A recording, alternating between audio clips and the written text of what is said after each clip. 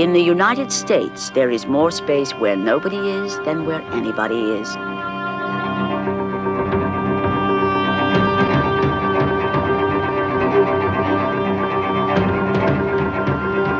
That is what makes America what it is.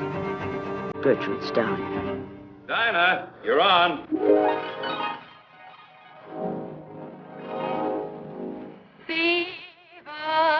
USA in your Chevrolet. America's asking you to call. Drive your Chevrolet through the USA. America's the greatest land of all. On a highway or a road along a levee, performance is sweeter, nothing can beat her. Life is completer in a Chevy. So make a date today to see the USA. See it in your Chevrolet. Traveling east, traveling west. For Americans, the automobile was the symbol of freedom and progress. We built more cars and roads than anyone else. The cars and roads took people to see the country, but they also changed the country. The roads made the wilderness accessible to tourists, and loggers, and miners, and builders. For America, this was progress. For the American wilderness, progress meant destruction. So make a date today to see the USA and see it in your Chevrolet.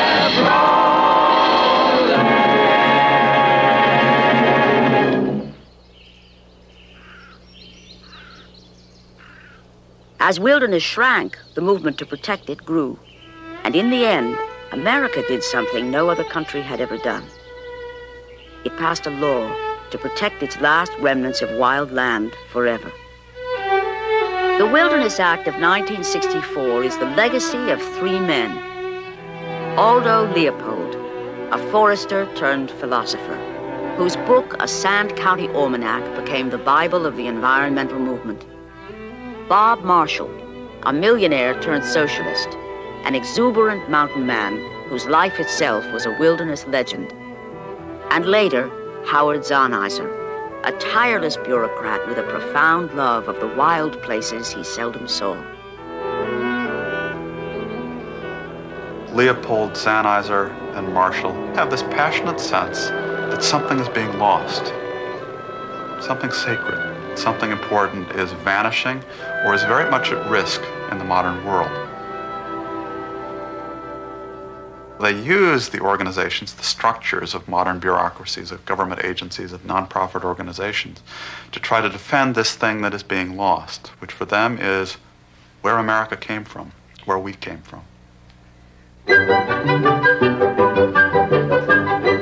20 centuries of progress have brought the average citizen a vote, a national anthem, a Ford, a bank account, and a high opinion of himself, but not the capacity to live in high density without befouling and denuding his environment. Aldo Leopold.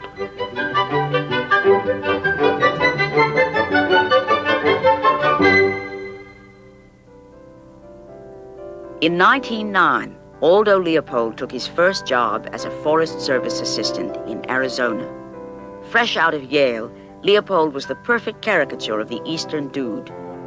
He carried westward the traditional baggage of East Coast snobbery, a penchant for ornate clothing and aromatic tobacco, and a belief that knowing Greek mythology could help a forest ranger do his job. Leopold's job was to manage the wilderness. He logged it, grazed it, hunted it, and for a time he did it all wholeheartedly. Then, slowly, Leopold's ideas began to change. We were on a high rim rock when we saw what we thought was a doe. When she climbed the bank toward us, we realized our error. It was a wolf. Others, evidently grown pups, writhed and tumbled in the center of an open flat at the foot of our rim rock. Aldo Leopold's subsequent reaction was entirely consistent with his time, his job, and his ideals. In those days, we had never heard of passing up the chance to kill a wolf. In a second, we were pumping lead into the pack. When our rifles were empty, the old wolf was down. We reached the wolf in time to watch a fierce green fire dying in her eyes. I was young then, and full of trigger itch. I thought that because fewer wolves meant more deer, that no wolves would mean hunter's paradise. But after seeing the green fire die, I sensed that neither the wolf nor the mountain agreed with such a view. Over the years, Leopold watched as wolves were hunted down and deer herds multiplied. But the Southwest did not become a hunter's paradise. The deer grazed the mountains until there was no food left. They weakened. Eventually, they starved. Leopold saw that the wholesale slaughter of wolves made neither scientific nor moral sense. He began to wonder what other mistakes he might be making in managing a wilderness.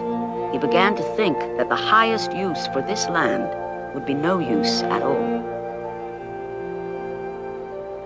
The Forest Service had principally been committed to the use of resources on the lands that it owned and their development for the greatest good of the greatest number for the longest time. Leopold says, no, wait a second. There are certain values that really can't be part of this development process. They can't be part of multiple management. What we need to do is set certain corners of the landscape aside as special primitive areas. There was only one large area that could still be set aside in New Mexico. It was the Gila, 1,200 square miles of mountains, desert plateaus, rivers, and ancient cliff dwellings.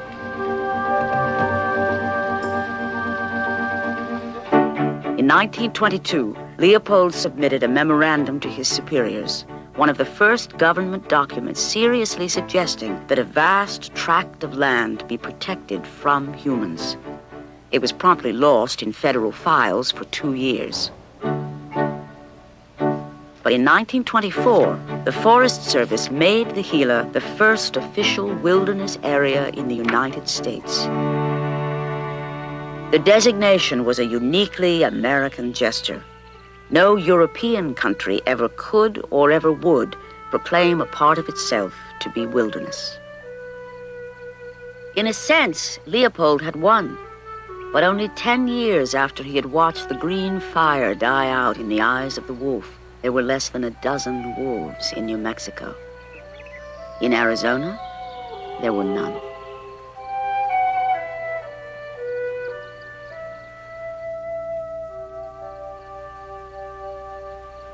The man who packs into the heart of the Gila wilderness for his hunting may not shoot any bigger deer than the man who knocks them down near the highway. But he pursues the game in a world where he can feel like a Kit Carson or a Daniel Boone. When you visit the wilderness, you're looking for adventure. You want to bid goodbye to the world where you know exactly what lies down the street or around the corner, and say hello to the thrill of uncertainty, variation, and mystery. Bob Marshall. In 1924, a spirited young man named Bob Marshall entered the Forest Service. He was a millionaire from New York City, but also a socialist who spent half his life in the woods. Marshall immediately became Aldo Leopold's staunchest supporter, agitating within the Forest Service for the protection of more and more primitive areas. Just how many wilderness areas do we need? Marshall was once asked, and he answered, how many Brahms symphonies do we need? One of the factors that started Leopold and Marshall thinking about wilderness preservation was the alarming revelations of certain land use inventories that were being carried out by the Forest Service and other agencies. These revealed that in the 20th century, wilderness was shrinking. Marshall once said, shrinking like a snowbank in the August sun. They realized that this was the last chance we had. There wasn't more wilderness we could create. Leopold and Marshall shared the cause of wilderness preservation, but on the surface, they shared little else. Aldo Leopold was a thinker and scientist, a family man. Bob Marshall was a wealthy bachelor, an adventurer. Where Leopold was serious, Marshall bordered on the lunatic. Leopold loved to hunt. Marshall loved to hike and count things. We began the climb at 7:15 a.m. It took us 698 minutes. We covered 41 miles in 613 minutes at the rate of a mile in 14 minutes and 57 seconds. At 20, Marshall listed the 42 Adirondack peaks over 4,000 feet, and in the course of the summer, climbed them all. He climbed 13 peaks in one day. In the Forest Service, Marshall clocked over 300 loggers in 9 camps during 144 meals. The fastest woodchopper wasted but 21 minutes diurnally in the mad dash for sustenance. It transpired that an average of 136 words, unmentionable at church socials, were enunciated every quarter hour by the hardy hewers of wood. Both Marshall and Leopold's careers were shaped by an encounter in an exotic landscape. Leopold faced his wolf on an Arizona rimrock. Marshall found his wilderness in the mountains of Alaska. In 1929, he flew 250 miles north of Fairbanks to the gold-panning village of Wiseman in the Brooks Range. His stay in Alaska was an experiment. He wanted to see if the primitive and free conditions of life 5,000 miles from progress made people happy. Bob Marshall heads up to the Brooks Range in Alaska. This is what millionaires could do, just as the Depression was beginning, when everybody else is going into the soup lines and the bread lines, and starts his multi-month experience with that country. Well, Marshall saw, when he went to the Brooks Range, people whose happiness was not dependent upon civilization, at least not the intensity of civilization that we had in the lower 48 states. Marshall was really a primitivist, primitivism being a philosophy that says you are happier if you're closer to nature. And he began to feel that these people really had a secret here. Up here, though they work more laboriously and go through greater physical hardships than they ever would in industrial civilization, though they lack conveniences which even the most poverty-stricken New York family would have, still they live with every comfort they crave. Get thrills firsthand from hunting, difficulties overcome, beautiful nuggets uncovered, and are conscious always of the joy of being their own bosses and guiding their own destinies. Bob Marshall. Arctic Village, Marshall's book about his Alaskan experience, focused on the village's 77 Anglo, 44 Eskimo, and 6 Indian inhabitants. In a nation wistful for its lost frontier, the book was an immediate bestseller. Marshall divided the royalties among Wiseman's residents. Each man, woman, and child received $18. Mankind may be taming nature, but no man standing on the bank of the North Fork of the Koyukuk at 5 a.m. on this gray morning would ever claim that nature has been conquered.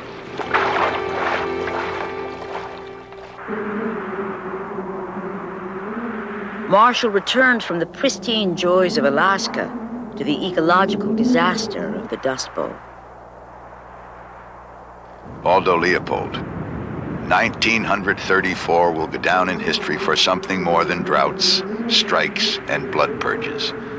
It is a year of biological eclipse. A third of the nation's topsoil had dried up and blown across the country. When Congress met to discuss the problem, the dust blew into the chambers and darkened the Capitol. People wanted answers. What had gone wrong? Everything had seemed to be going wonderfully, and all of a sudden we have these great vast clouds of dust sweeping the country. We have devastation. We have economic dislocation. The Dust Bowl was an example of what we might call a bulldozer mentality, a very dramatic example of how scientific expertise and technology could be misused, misapplied. Things like the Dust Bowl remind us that we've not always been prudent in our relations, that we've done some things that we need to reevaluate. To Leopold, the Dust Bowl was a tragic example of progress gone awry. Clearly, people could destroy an environment, but was it possible for one person to nurse a ravaged wilderness back to health? By 1934, Leopold had become a professor at the University of Wisconsin. He purchased a worn-out farm, 120 dusty acres with a single building, a large chicken coop filled knee-deep with manure. The Leopold family called the place the Shack. It was dismal beyond belief. It was acres and acres of corn stubble mixed with cockleburs and sandburs, and an old burned-down house and a chicken shed, which became the Shack. We came first in a February blizzard when it was very cold and dismal, and it was pretty hard to see what Dad had in mind buying this old piece of land. 120 acres, according to the county clerk, is the extent of my worldly domain. But it is a fact, patent to both my dog and myself, that at daybreak I am the sole owner of all the acres I can walk over. It is not only boundaries that disappear, but also the thought of being bounded.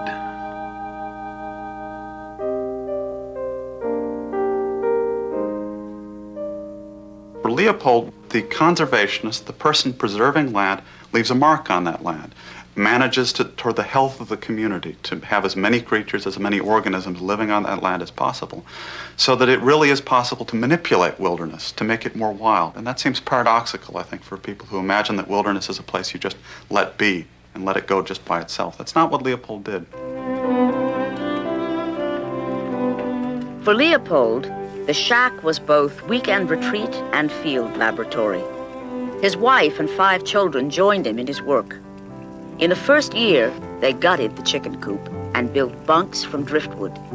They built an outhouse and called it the Parthenon. Instead of cultivating a front lawn, they tried to restore a prairie. They planted over 3,000 trees. That first summer, it didn't rain.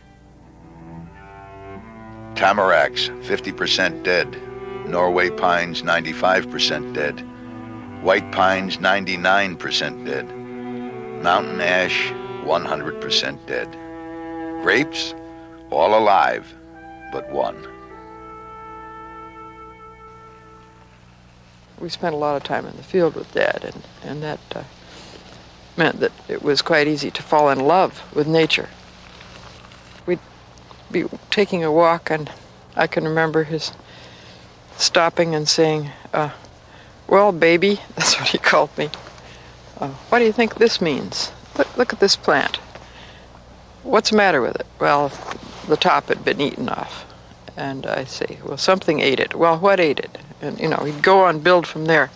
Or we'd see a sandbar with some tracks on it. He'd say, what do you think happened here, honey? And so we'd try and put it together, and he'd say, yeah, but look, that owl stooped here before it carried the carcass over there and ate it, and all those feathers are lying around it over there. Within 10 years, the Leopolds had a healthy pine forest and a thriving prairie in their front yard. Aldo Leopold noted, the trees are getting awkward to measure.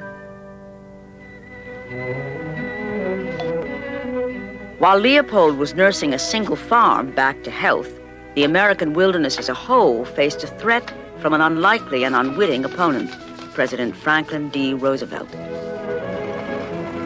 President Roosevelt's attack on the Depression began with his emergency conservation project. The President's profound interest in this work prompted him to visit and personally inspect several of the conservation camps.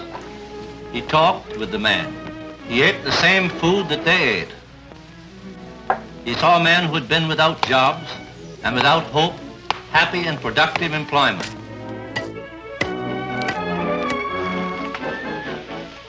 In the 1930s, obviously, is dominated by the Depression, and there were various public works projects, the CCC camps and other improvements out in the country that were great as employment relief measures because they were very labor-intensive and low skill. You could put thousands of people to work at low wages and get them out of the cities.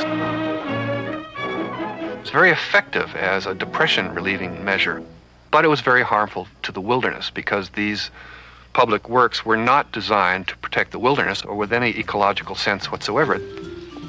Aldo Leopold supervised conservation crews as they remodeled the wilderness. The experience was not altogether encouraging. There was, for example, the roadside cleanup crew, burning all the wood available for the fireplaces being built by the recreation crew. The planting crew, setting pines all over the only open clover patch available to the deer and partridges. And the fire line crew, felling all the gnarled veterans, which were about the only scenic thing along a scenic road. Both Leopold and Marshall realized that New Deal conservation programs weren't conserving wild land. They were slicing it to pieces. Marshall, working in the Forest Service, fought to have huge chunks of government land designated as wilderness.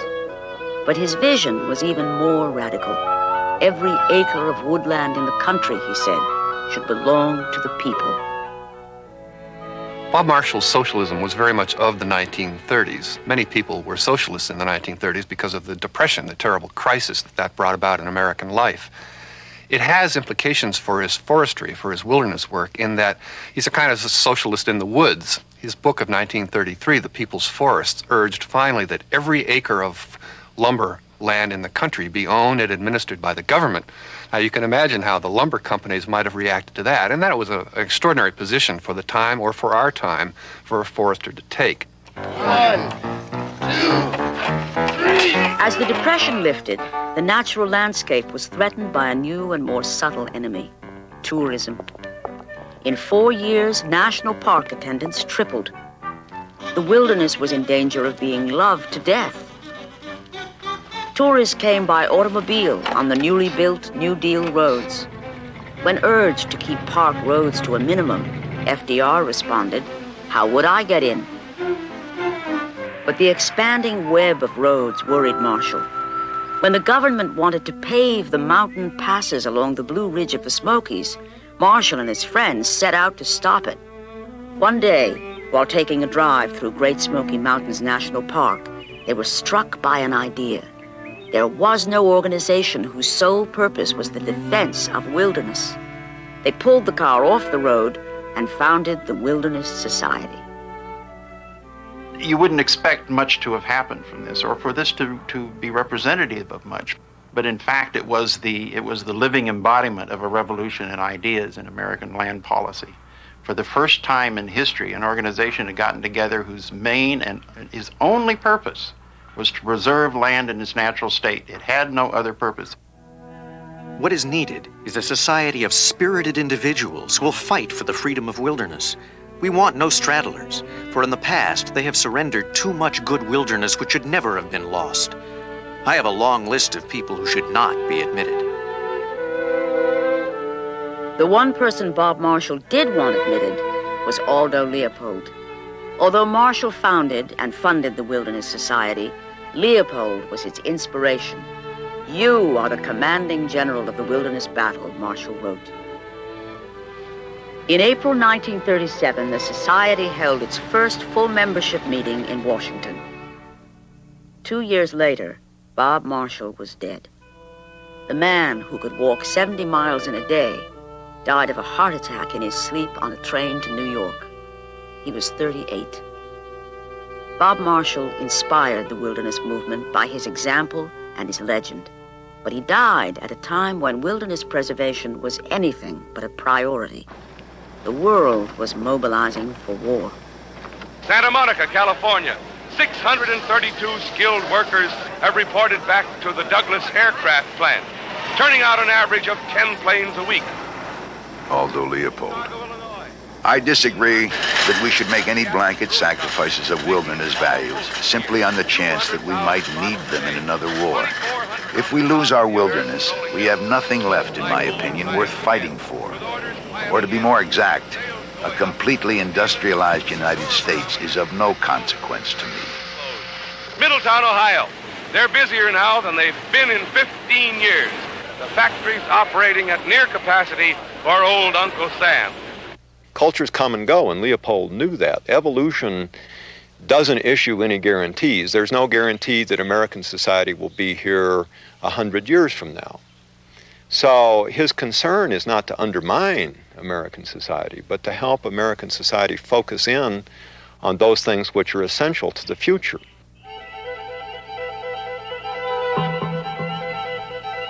Leopold began to think that people had lost their ability to live within the larger community of life. In his writings, his work at the shack became a metaphor for human interaction with the land. His notebooks gradually evolved into a book, a Sand County Almanac. The Sand County Almanac has continued to be important. Listen to those geese, it's marvelous. My father would really revel in this because when the days in the shack was first built, it was rare for us to see a goose, to say nothing of looking over and seeing 1,000 passing overhead.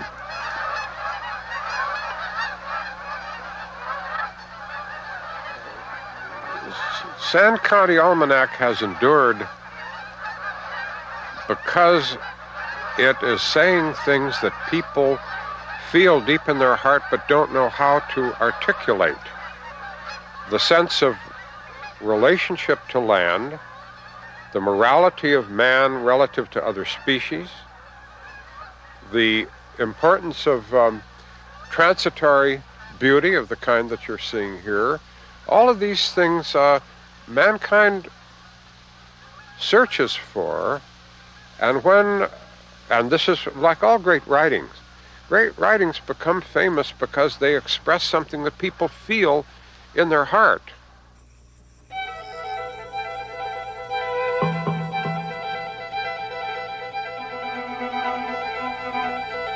The sense of time lies thick and heavy on such a place. Yearly since the Ice Age, it has awakened each spring to the clangor of cranes.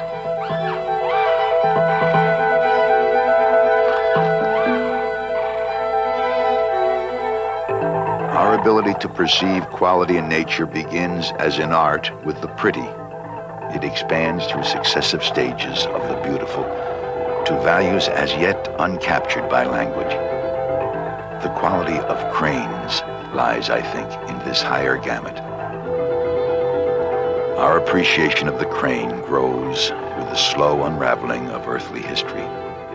When we hear his call, we hear no mere bird. We hear the trumpet in the orchestra of evolution. He is the symbol of our untamable past, of that incredible sweep of millennia which underlies and conditions the daily affairs of birds and men.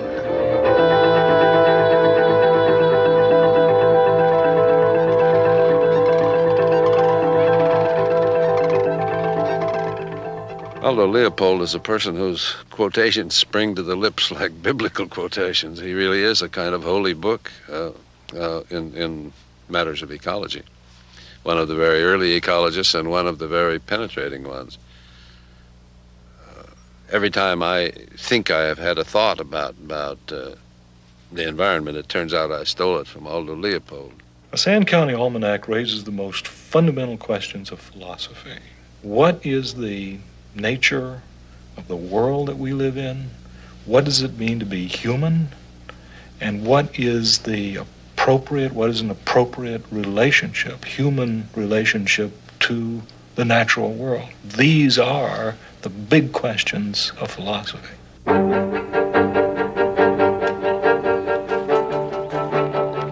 Leopold believed that people were holding the land in a kind of slavery that was as morally wrong as human slavery. What was needed, he argued, was a land ethic, a moral basis for our relationship to the land and everything within it. Leopold was making a breakthrough, I think, by applying ecological ideas to a moral context. This was what was really unique and new. He integrated ecology, on the one hand, which we think of as a sort of neutral science, with ethics, on the other, which we think of as being a humanities. Leopold saw the link. He put them together, and that was his real originality.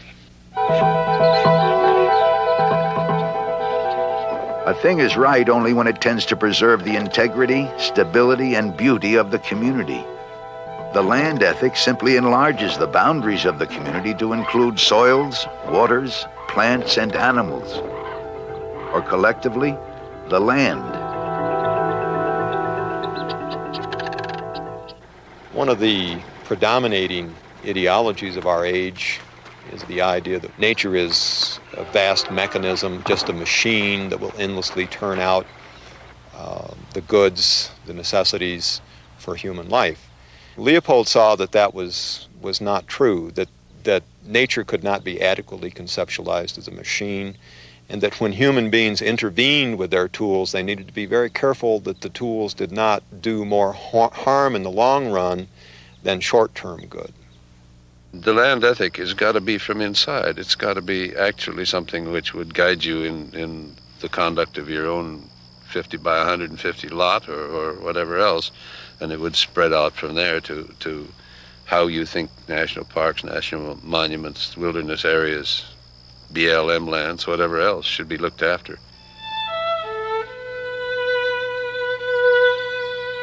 I sadly fear my attempts to write are too frequently narrow and dry. We can put on paper that such and such flowers are added to the list, that these birds have arrived and those are nesting. But who can write the great things, the deep changes, the wonderful nameless things, which are the real object of study of any kind? A Sand County Almanac brought Leopold's land ethic to the world, but he did not live to see it published. In April 1948, he died fighting a fire on a farm near the shack. He was 61. Sand County Almanac has been in print since 1949, and it will probably be in print forever. It is one of the great works of conservation and philosophy. It is truly that. But for the first time, people began to understand that what we were talking about, even in the post-war years, was something essential. It was not tree hugging. It was not posy picking, as Teddy Roosevelt once called it. It was preservation for the sake of not only nature, but of the survival of life on this planet. The wilderness movement of the 20th century was about restraint. It was about restraining the urban, industrial juggernaut that from frontier days right on through had run roughshod over the American West. It said, let's hold off for a moment. It said, let's hold the line on progress and development. Let's redefine progress and development, perhaps into not so much conquering wilderness as the old style had it, but conquering civilization, conquering its tendencies perhaps to be suicidal. Consider Levittown, Delaware Valley, USA, one of the world's largest single-unit housing developments. Here, nearly 5,000 new homes per year rise out of an area that was only yesterday swamp and meadow and brush. Levittown and the immense tracts of suburban development that explode on the urban landscape of America following World War II are part of this paradoxical relationship of wilderness preservation to the city. On the one hand, wilderness advocates saw them as a kind of cancer upon the American landscape that would ultimately overwhelm everything around them in this endless ticky-tacky replication of all these little houses. On the other hand, Levittown was where the people lived and the children were growing up who in the 1960s would be among the most powerful advocates of wilderness preservation, so that there is this sense that the people living in those landscapes will want to escape them, will want to get out.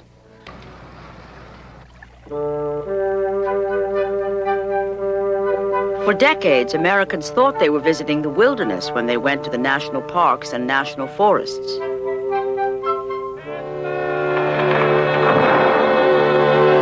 But the Forest Service was in the business of selling timber and building roads. The Park Service, meanwhile, built resorts, complete with dude ranches, plush hotels, and scheduled bear feedings. The two agencies provided recreation for a fast-growing population and resources for a booming economy, but protecting wilderness was hardly their first concern. You and your family can enjoy this wonderland at very modest rates because a variety of tent accommodations are available. A tent like this, with comfortable furnishings, lights, bedding, costs only $2.50 daily per person. And fine meals are available at reasonable rates. But because tent accommodations are limited, reservations are necessary. Phone Madison 52446. Operator on duty.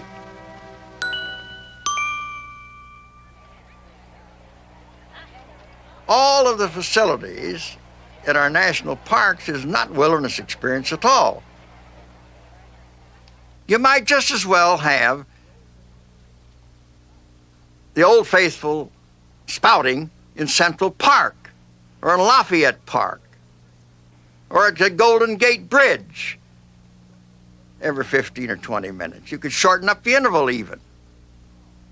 It's not a wilderness experience at all.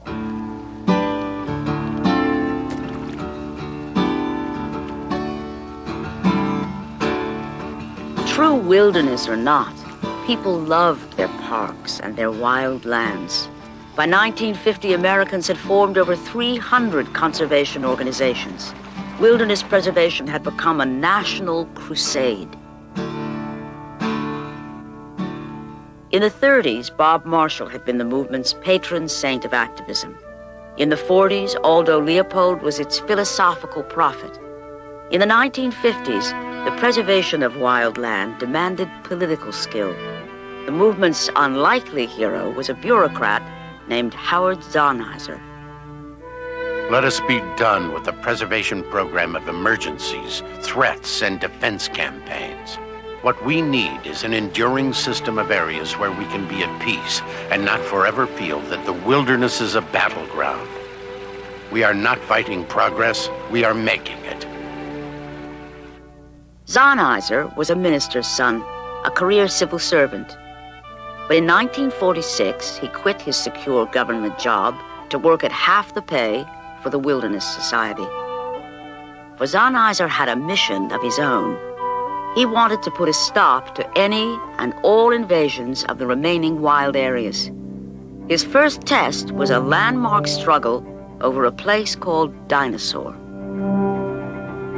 In 1950, the government wanted to put a dam in a wild canyon on the Utah-Colorado border in Dinosaur National Monument. Conservation groups urged their members to raft down the remote Green River to see for themselves what the reservoir would destroy. Nature took almost 1 million centuries to uncover this beauty, this land you own. But a few men would like to cover it up again while you watch.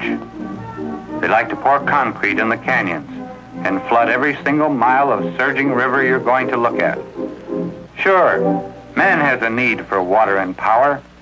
He also has a spiritual need for the beauty of natural things. The proposed dam was to be part of a huge network of hydroelectric plants along the upper Colorado River basin. The project's benefits were immediately obvious: water and power for a vast area. The list of the dam's backers was a virtual index of political power: the construction industry, the governors and congressmen of the upper basin states, the Department of Defense, the Bureau of Reclamation, and the White House. In the early part of the 20th century, dam builders were conservation heroes. The Bureau of Reclamation, the Corps of Engineers were considered conservationists doing conservation business. In 50 years, we saw these same agencies, Bureau of Reclamation, Corps of Engineers, become conservation bad guys. And the reason that happened was that American priorities had changed. In the early years, the priorities of progressive conservation were heavily on utilitarian purposes. Trees were lumber, water was potential hydropower. By the 1950s, quality of life had entered into the picture. People were concerned about solitude, they were concerned about wilderness, they were concerned about beauty and open space, and suddenly these old conservation organizations now became the threats to environmental quality. Something about dams really agitates conservationists, and I think it may be their very permanence. You put a dam up and you're not going to take it down.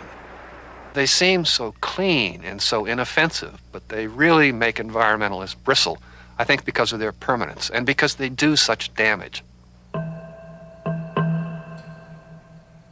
The dinosaur struggle was an uncannily exact repetition of the first full-scale national battle over wilderness.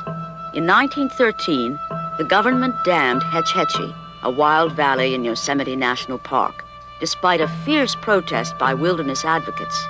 In the early 1950s, conservationists feared that what had happened at Hetch Hetchy was about to happen again.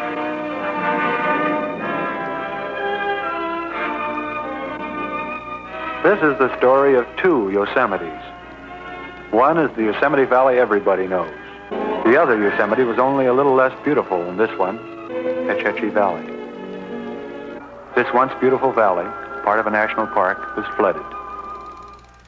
Howard Zahniser took this film to Yosemites around. He found in the basement of the House Office building a little cart and a perpetual projector. So he'd haul this little cart in with a projector on it. People were so curious they let him into the congressman's office and he would show his film. And I guess the high point of it was that he made the congresswoman from Idaho, Gracie Fost, cry. So she said that film is it's something that you wouldn't want to repeat, the Hetch Hetchy disaster. Howard Zahniser and David Brower recognized that Dinosaur would serve as a litmus test for public lands as a whole. The government already had plans to develop resources in 6 other national parks, including Glacier and the Grand Canyon. The debate boiled down to a choice between wilderness and progress. Hydropower is the only source of energy that is renewable completely. It has no elements of smoke, heat, acid rain, none of the debilitating effects of burning coal or oil or the atomic. Hydropower is the only clean source of energy. So why wouldn't the public want every possible kilowatt generated from this source of power? I remember as we began that, one of Aldo Leopold's sons, Luna, told me, well, Dave, stick to your bird watching. The Bureau of Reclamation has all the experts. That it was good that we didn't stick to our bird watching, that we did know how to call on other experts who were more objective than the Bureau of Reclamation was, which was naturally in favor of its projects. Brower and Zahniser challenged the Bureau of Reclamation's geological studies. Not only was the dam unnecessary, it wasn't even feasible. The rock walls were too unstable to support the giant structure. The public immediately responded. Mail to Congress ran 80-1 in favor of the Wild River. Howard Zahniser personally persuaded 120 congressmen to change their votes. Support for the Dinosaur Project crumbled. For the first time in history, preservationists had won a national battle against progress. I think the reason why the dam at Dinosaur was blocked, but the dam at Hetch Hetchy was not blocked, was that recreation in wild land was becoming more and more important as we move into the 50s, and also there was the sense that America had progressed enough, that our cities had grown to a considerable degree, and now it was the wildlands that were more at risk rather than civilization itself that seemed to be at risk. Even land that had been designated as wilderness was at risk. If one bureaucrat decided to preserve an area, the next could destroy it forever with the stroke of a pen. For Zahniser, the solution was to create a national wilderness system, giving Congress, and only Congress, the power to declare permanent wilderness areas. Zahniser knew there was no time to waste. The economic growth of the United States was abusing nature at an incredible pace. The U.S. Forest Service, for example, had completely abandoned all the instincts that began to inform it in the 1930s for preservation. Its foresters were looked upon and encouraged to act as if they were salesmen selling timber. I'm a forester and I've logged a lot of land. I always thought that we were doing the right thing. But then more and more, as you looked at what you were doing, as you looked at the kind of land that was being logged, there was a question in my mind as to whether what we were doing made ecological sense. We were unable to quantify the so-called multiple use benefits The only thing we could quantify was the board feet. I think that as foresters, we misread the situation. And those who are interested in resource extraction misread the situation. Howard Zahniser made the Wilderness Bill his personal crusade. For 8 years, he lobbied virtually every member of Congress, saw the bill through 66 rewrites, and spoke at all 18 congressional hearings in every part of the country. Even his friends called him a bureaucratic pit bull. I think my father approached the passing of the Wilderness Act with missionary zeal. It was in his family. His father and his uncles were missionary-oriented, evangelistic pastors of churches. His aunt had been a missionary, and although it's probably not a conscious missionary approach, it was natural with him. It was an urgent task. My image of my father as a lobbyist is really embodied in the coats he wore. He found a tailor in Georgetown who made these coats. My father's coats had these incredible inside pockets that hold reams and reams of congressional reprints and leaflets and Wilderness Society membership materials. And so he was just a walking file cabinet of the wilderness issue. In April 1964, after 8 years of constant work, Howard Zahniser collapsed and died. He was 58. Just 4 months later, the Wilderness Act was signed into law by President Johnson. For the first time, there was a different kind of American progress. 9 million acres had been preserved forever as the National Wilderness System. In 25 years, the system would contain 94 million acres, 4% of the country.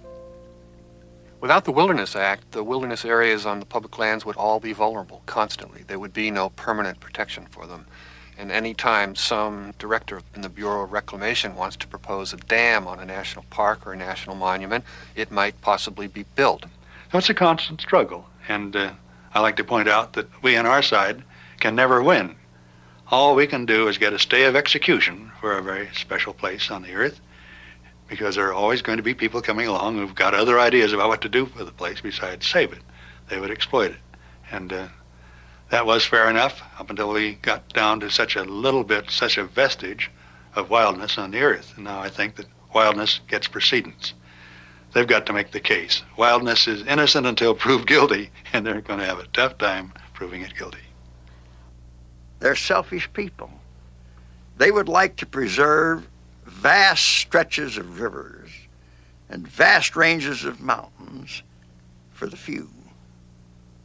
Just those that can take time off and backpack into the wilderness areas and enjoy the pristine world like Davy Crockett and others did, you know, Daniel Boone. Well, we're not living in Daniel Boone days any longer. We're living with 200 million, 220 million people, not 50 million. And we have to develop our resources sensibly and properly. I think Americans are never going to be done with this debate about how much land should be set aside as wilderness, how wilderness should be used, how it should be managed, because it does flow from our past. It does flow from trying to protect some static vision of what our past should be.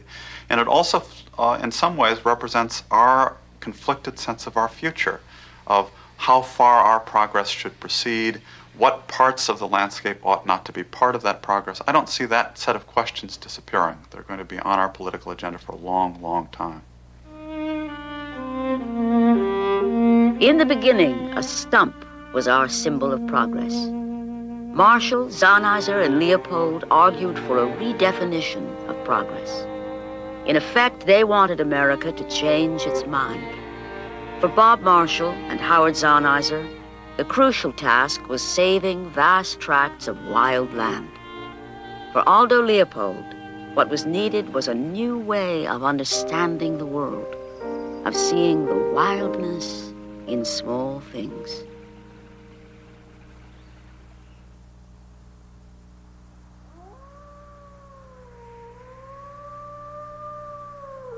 On a still night, when the campfire is low and the Pleiades have climbed over rim rocks, Sit quietly and listen for a wolf to howl. And think hard of everything you have seen and tried to understand. Then you may hear it. A vast, pulsing harmony. Its score inscribed on 1,000 hills. Its notes the lives and deaths of plants and animals.